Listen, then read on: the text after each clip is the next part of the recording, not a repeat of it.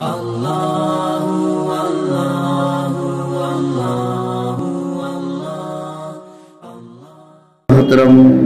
اور برادران عزیز، الحمدللہ ثم الحمدللہ، ابھی آپ حضرات کے سامنے 11ویں پارے کی سورہ یونس کی آیت نمبر 61 تلاوت کرنے کی سعادت عظمیٰ حاصل کی گئی۔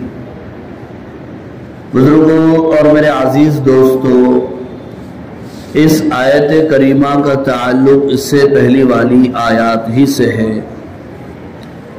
وہ اس طور پر کہ سابقہ آیات میں حق تعالی شانہ اللہ جل جلالہ وعم نوالہ نے توحید، رسالت اور آخرت کو بیان فرمایا، اور اسی طرح مشرکین مکہ اور دشمنان اسلام کی جانب سے اسلام پر ہونے والے اعتراضات و سوالات کا جواب بھی دیا۔ اب اس کے بعد مزید پھر سے توحید کو ثابت کیا جا رہا ہے، شرک اور کفر کو رد کیا جا رہا ہے۔ اور اس آیت کریمہ میں خاص طور پر اللہ تعالیٰ نے 2 باتیں بیان فرمائی۔ پہلی بات تو ہمارے نبی کو تسلی دی گئی، وہ اس طور پر کہ اللہ نے اپنے نبی سے، اپنے محبوب سے یہ بیان فرمایا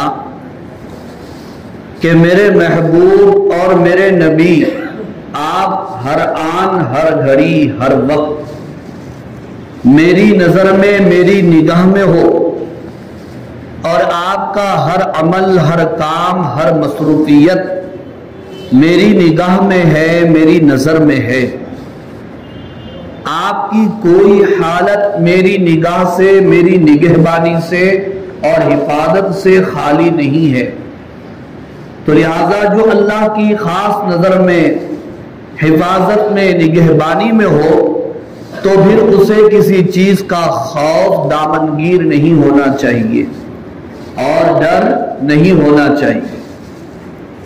اور دوسری بات اس آیت کریمہ میں یہ بیان کی گئی، مکہ کے لوگوں نے اسلام پر، مسلمانوں پر یہ اعتراض کیا، انسان مرنے کے بعد مٹی ہو جاتا ہے اور اس کے ذرات مٹی میں مل جاتے ہیں، فضاؤں میں بکھیر جاتے ہیں، اور تمہارا عقیدہ ہے کہ انسان مرنے کے بعد دوبارہ زندہ کیا جائے گا، پھر اس سے اس کی زندگی کے بارے میں سوال و جواب ہوں گے، جواب دینا پڑے گا۔ صحیح جواب اگر وہ دیا تو کامیاب ہے، جنت اس کا مقام ہے، اور اگر اس نے اللہ کے سوالوں کا جواب نہ دیا اور اس کی نیکیاں کم پڑ گئی، گناہ زیادہ ہو گئے، تو پھر اس کا برا انجام جہنم ہے۔ تو لوگوں نے کہا کہ آدمی مر گیا، مٹی میں مل گیا، مٹی بن گیا، اس کے ذرات مٹی میں مل گئے، اور وہ ذرات ہواؤں میں بکھر گئے، فضاؤں میں منتشر ہو گئے، تو پھر یہ انسان زندہ کیسے ہو سکتا ہے؟ تو اللہ تعالیٰ نے اس کا جواب بھی اس آیت کریمہ میں دیا، وہ اس طور پر کہ اللہ کا علم ایسا محیط علم ہے، اتنا بڑا علم ہے، کائنات کی بڑی بڑی چیزیں، وہ تو چھوڑیے، کائنات کا ذرہ ذرہ اللہ کے علم میں ہے۔ کوئی درخت کا پتا حرکت نہیں کرتا اللہ کے علم کے بغیر، اور اللہ کے علم کے بغیر نہ وہ سوکھتا ہے، نہ درخت سے جھڑتا ہے۔ جب اللہ ایسے علیم اور خبیر ہیں تو کوئی بھی ذرہ کہاں پر بھی ہو، ان اللہ علی کل شیء قدیر، اللہ اس کو جمع کرنے پر قدرت رکھنے والے، اور وہ کن فیکون کے مالک ہے۔ جب تم کچھ نہیں تھے، اللہ نے کن کہا، تم بن گئے، پیدا ہو گئے، 1 فٹ 2 فٹ سے لے کے جا کے 6 فٹ ہو گئے، اور اللہ نے کئی نعمتوں سے تمہیں نوازا، اب مر گئے، مٹی بن گئے، تو اب دوبارہ زندہ کرنا اللہ کے لیے کون سا مشکل کام؟ یہ دو باتیں اللہ نے سورہ یونس کی اس آیت نمبر 61 میں بیان فرمائی. دیکھیے اللہ تعالیٰ کا ارشاد ہے وَمَا تَكُونُ فِي شَأْنٍ، اور آپ کسی بھی حالت میں ہو. شأن کا ترجمہ حالت کیا ہے؟ اللہ اپنے محبوب سے فرماتے ہیں آپ کسی بھی حالت میں ہو. وَمَا تَتْلُو مِنْهُ مِنْ قُرْآنٍ، اور آپ جو قرآن پڑھتے ہیں. پہلے تو اللہ نے اجمالی طور پر اتنا بتا دیا آپ کسی بھی حالت میں ہو. پھر اللہ آگے بیان فرماتے ہیں کہ آپ قرآن پڑھ رہے ہو، قوم کو دعوت دے رہے ہو، ایمان کی، توحید کی، رسالت کی، آخرت کی دعوت دے رہے ہو. آگے فرمایا وَلَا تَعْمَلُونَ مِنْ عَمَلٍ، اور تم جو بھی کام کر رہے ہو إِلَّا مگر كُنَّا ہم علیکم تم پر شہودن، شہید کی جمع حاضر ہے، نگہبان ہیں ہم آپ کے. اللہ نے اپنے حبیب سے فرمایا آپ کی ہر حالت، ہر کام، آپ کی دعوت، تلاوت، ہر عمل اللہ کی نگرانی میں ہو رہا ہے. تو پھر آپ کو رنجیدہ، غمزدہ، خوفزدہ ہونے کی ضرورت نہیں ہے. اللہ کی خاص حفاظت آپ کے ساتھ ہے. اللہ نے اپنے محبوب کو تسلی دی. چاہے یہ دشمنان اسلام آپ کے خلاف کوششیں کرنے، آپ کو ختم کرنے کی، آپ کے مشن کو روکنے کی، لیکن اللہ آپ کا محافظ ہونے کے بعد.